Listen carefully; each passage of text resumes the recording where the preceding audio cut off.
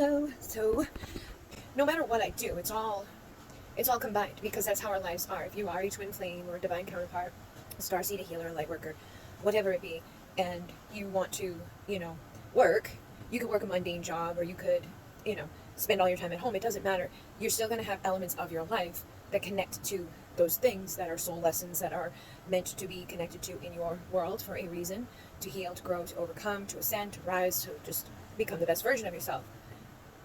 I think that when you're at that level where they're your main focus, where it's like, I want to talk to them, I want to tell them how I feel, in terms of like, just, like that's all you're really thinking about, or it's like the main thing that you're really kind of worried about at this time, you've got to try to shift your focus. You've got to try to pull your energy off of them. And I know it goes against everything inside of you, but that's why it is that way, because it pushes people away. It doesn't matter if you're a divine counterpart or not. Even in just the dating world, it does tie into mundane and divine ways of being. Just think of yourself, like whenever somebody's ever been like, and I'm sure you've probably dealt with somebody in your life, whether it was platonic, just friendship, or somebody romantically interested, or just somebody that just really liked you, like just think about that. Like, I'm sure somebody, it could even been a family member, just somebody that was like, oh my God, about you, to the point where it was uncomfortable, you know what I mean? To the point where it's like, what is wrong with you? Like, because you're you, so you're used to being you. So, like if you put someone else on a pedestal, they're up there. It makes sense in your mind. It doesn't make sense in your mind, though, for you to be up there, because you don't put yourself there. You put others there, and you need to stop putting others there in order for you to, like, meet with people eye to eye. Because when somebody puts you on a pedestal, you're like, what the fuck is wrong with you? Why are you doing that? Stop it. It doesn't feel normal. This is too much. You can have equal relationships, and you should be shooting for that. You shouldn't be looking above or below. You shouldn't be like, oh, I'm better than you. You know what I mean? And it's not even where people come from when that happens. It's more so, what the hell is wrong with you? Like, why are you putting me up here? I don't belong up here. Even, and some people do it in an ego way where they're like, ha ha ha, I'm so awesome. And they may try to manipulate people into feeling that way about them, but it's not a good thing. Nobody being on the top of a pedestal is good in any sense. Whether it's, you're up there because somebody put you up there and makes you feel like either awkward or woo-hoo-hoo, or when you're down below because you put someone up on a pedestal, you just can't, there's just too much of a shift. It pushes people away. It doesn't matter if it's because they think something's wrong with you, or just because it's overwhelming, or just because they don't have the worthy. And I don't think too many people are out here running around feeling like qualified to be on top of anybody's pedestal. So it's just one of those things. It's like you're better off to not put anybody up there, And if you're going to put anybody up on anything, it should be yourself first. Like, and that's where your focus should be. Like, if you're trying to heal, you're trying to grow, you're trying to get to union, that's the whole thing. It doesn't matter if it's a divine connection or not. In order to have a healthy relationship with another person, you need to be healthy within yourself, because otherwise you're going to attract people who push you to get healthy, or they will, mirror back to you the things about yourself that are unhealthy. And that's where we get these codependent relationships with people who are just like, well, I don't really like you, but I can't be alone because I have never been alone, or I'm afraid to be alone after spending some time with you. Or people who maybe have been single but still feel like a stress about it, where it's like, oh no, what if I get too old? What if I never meet the person? What if they never get together? And they go to fear and anxiety, and that pushes people away too, because like attracts like. So in order for you to come together with another person, you cannot see them up on that pedestal and think that you're going to be liking attracted like, like can't attract like, when you yourself have deemed them in a different category, better than, or the most amazing, or that's my twin flame, they can do no wrong, they're perfect, boop, boop, boop, boop. And then, it doesn't even matter what the energy is. If you're speaking to them every day or just thinking of them every day, the energy will still be present, as in a chaser type of vibration that is a repellent to most people.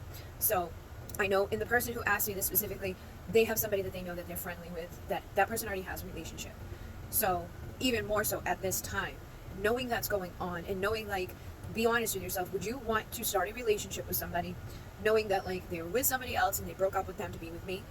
Because you will spend the rest of your life wondering if that's going to happen to you at any moment, like it happened to the last one, And I know, because I've been in relationships where it was like, they're with somebody else, they broke up with that person to be with me, and it's like, you start to feel like, oh, if they did it once, they'll do it again. And it's just what it is. And you may not think it out the gate, because out the gate you just want to be with them, because you just want to be with them, you just want to have them, you don't want someone else to have them.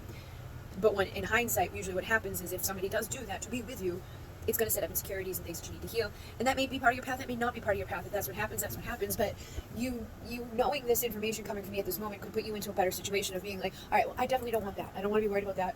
I would rather that person go through the process of their karmic relationship and do what they need to do in their life so that they can better themselves. And when we are a vibrational match, if we are meant to come together at any time, it will happen naturally, and it will happen in a way that's just meant to happen. I don't have to force it. I don't have to think about it. What I do need to do, though, is if I have put them up on a pedestal, I need to work on myself to get to that same level of thinking like, obviously we make sense together. Like, I'm an attractive person, I'm smart, I'm funny, blah, blah, blah, blah, blah. You know what I mean? Like, because if you put them on a pedestal, they're so sweet, they're so nice, they're so kind, I'm not like that, then you will never match with them. You will always have them out of your sight, out of your mind, out of your energy, because you are and you are just doing that. It doesn't mean that you're not those things. It just means that you believe that you're not those things at this time. Everybody is. Everybody is equal. Everybody has the same opportunity. Everybody has the same potential. Everybody has the same, like, available things to them. You've got a mind that can think, and feelings that can feel, and words that you speak, and all of that stuff. Then we are all on the same level playing field. But it matters what we think, and it matters what we speak, and it matters what we feel, in order to attract the things into our life that go along with, like, our desires and our needs and our wants and our manifesting and all of that. So your best bet is to work on yourself, to make yourself feel confident, and to figure out what it is that you want to do other than dealing with that person. Like what is it that fills you up? What is it that makes you feel good? Because it should not ever be another person. Nobody can complete you in a way that's like, I'm empty without you. That's not how we're made or what's made here. It's like, you're an individual, they're an individual. Coming together to, like, balance each other out, to bring partnership and harmony and good things is great, but it needs to come from a place where it's like, I'm an individual, I'm confident, I'm powerful, I'm strong, I'm successful on my own. You coming or going isn't going to change what I've got going on. Because if I place you into the category of, I can't be happy unless I have you, I can't be XYZ unless I have you, I'm never going to bubba-doo until I have you, then it's just a no-go. Because, like, even if you do get them, it won't last. Something will mess up. You'll have to go through the loss of that, and that breaking down of, oh my God, I've been rejected, or oh my God, now I can't be fulfilled, now I'm half a person again, or whatever it is that your belief systems are telling you. Because everybody's got their own belief systems, but whenever somebody shows up in this energy of, like, I just want to be with them, and that's their main goal, and they're like when you think of, like, what's your mission and purpose type of stuff, and they can't really come up with anything else other than thinking about that person, which I get because I've been there, that just tells me it's a big indicator that we need to work on other things. We need to work on you filling up with self-love and confidence and strength, to have the value on yourself, and to have the worth on yourself that's, like, just a vibrational match to people that you want to spend time with, to people coming to you and opening up to you, and, like, these things just aligning and falling into your life. Like, they just happen. It just happens if it's meant to happen, and it's supposed to happen, and it can happen. The only way that's going to be is if you are thinking, believing, feeling, and speaking, emanating out that vibrational match, which needs to be in a space of confidence and independence, and I'm good on my own. And again, if that person's not there, maybe they're an unhealthy person, maybe they're in a codependent, toxic thing or whatever. Don't put your life on hold, or go deal with things that are not healthy, or entertain ideas even that are not healthy. Because if they're in another relationship, they would have to cheat to mess around with you right now, or they would have to break up with that person to come with you, and that's not a good thing again either, because, again, what we said at the beginning of this. So what your best bet is, I need to become the best version of me, and know that as I do, they will too, if they're truly my mirror.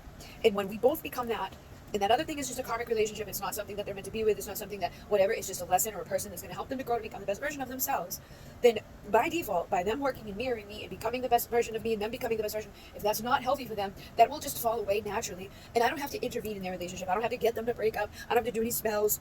I don't have to do anything except for just be the fullness of myself. That would be a vibrational match to a healthy union with somebody that I'm meant to do that with. And if I truly believe that and feel that and think that about that person, then I shouldn't worry about it. I should just know that when I do those things, that will be the end result. And I can trust that will be the end result, because I have enough faith in this connection. Like, if I truly feel that connection, and I think it's divine, and I think that we're meant to be together, and I want that, then I'm going to take the time to work on myself. Well, they do too.